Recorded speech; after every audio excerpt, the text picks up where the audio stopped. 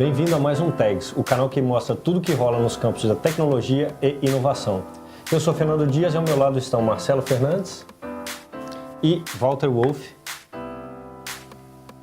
A pauta de hoje é a cidade inteligente, né? Então a ideia de uma cidade inteligente vem se concretizando não apenas graças ao avanço tecnológico, mas também devido aos desafios que são impostos às prefeituras. Termos como internet das coisas, inteligência artificial e Big Data afetam o modo de como as empresas e as cidades funcionam. A tag é Cidade Inteligente e você confere hoje com a gente aqui. Internet das coisas num cenário de cidades inteligentes, o uso do Big Data nas cidades inteligentes e ainda como as cidades inteligentes conseguem ser mais seguras. Fica com a gente que o TAG está só começando.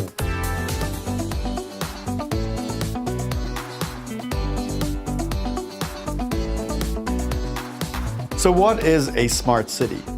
Today, in 2017, there's no agreed definition. One thing that's really clear about smart cities is they're very specific to a city.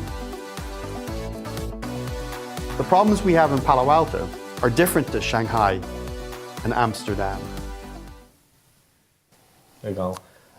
Marcelo, a busca de neurônio continua. O que é uma cidade inteligente? Tudo é inteligente. Vai virar uma tag, a busca de neurônios. Não, acho que existem algumas definições diferentes do que é cidade inteligente. A gente estava conversando isso antes, né? Mas, exato. A cidade inteligente, na verdade, ela tem, acho que, 3 componentes básicos, né? Segurança, transporte e eficiência energética. Né? Ou seja, então, não existe cidade inteligente. Ainda não. Eu acho que da maneira como a gente imagina, como a gente vê nos filmes, né? Aquela coisa toda coordenada, cheia de sensores em todos os lados e que tudo funciona perfeitamente bem e que tem transporte, ainda não chegamos lá. Acho que existem alguns casos, o Brasil tem alguns casos disso, mas a gente não conseguiu, acho que chegar num nível que realmente impacta a vida das pessoas de uma maneira que a gente consiga de fato ver uma diferença no dia a dia, né?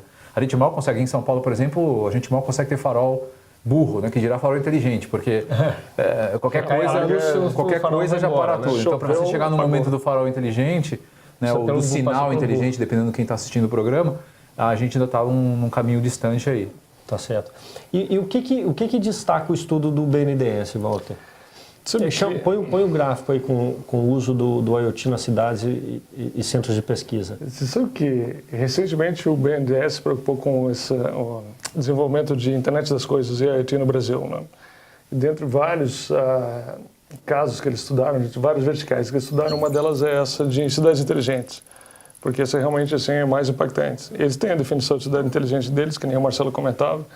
Se cada instituto, cada desenvolvimento, cada desenvolvedor tem o seu conceito de cidades inteligentes.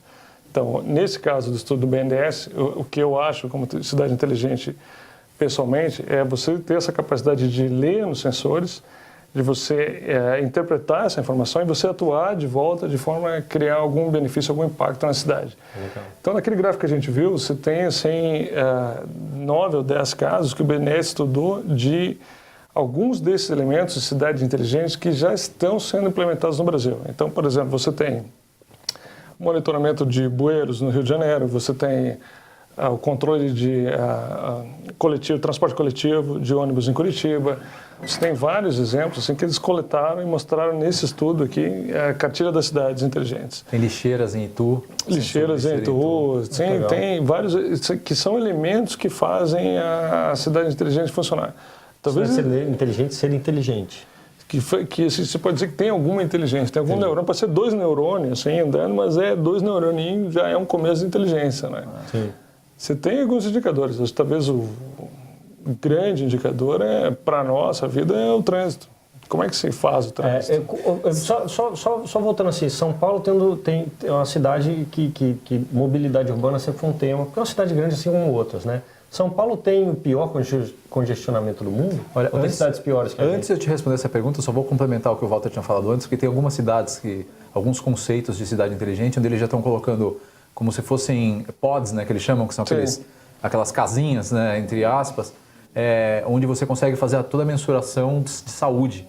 Então a Nossa, pessoa pode, saúde ao longo do também, trajeto dela, segurança. ela para lá, ela para dentro dessa casinha, ela bota o dedo como se fosse num hospital mesmo, Sim. tira a pressão, vê máscara corporal, vê uma série de indicadores, exame de sangue e tudo, e aquilo pode ser mandado diretamente para os hospitais já para ficar arquivado. Então até esse componente de saúde também existe nas cidades inteligentes. Respondendo a tua pergunta... E que auxilia também na mobilidade urbana, porque a pessoa não precisa se deslocar para ir em certo lugar. Exato. Né? Cidades como Hong Kong, por exemplo, tem 12 milhões de pessoas que se deslocam todo dia. Nossa. E eles têm várias soluções para transformar esse deslocamento mais fácil. Mas respondendo a tua pergunta, não. Por incrível que pareça, São Paulo não é a pior cidade de trânsito do mundo. A gente está na posição 71. A pior cidade de trânsito do mundo é o México, a cidade do México.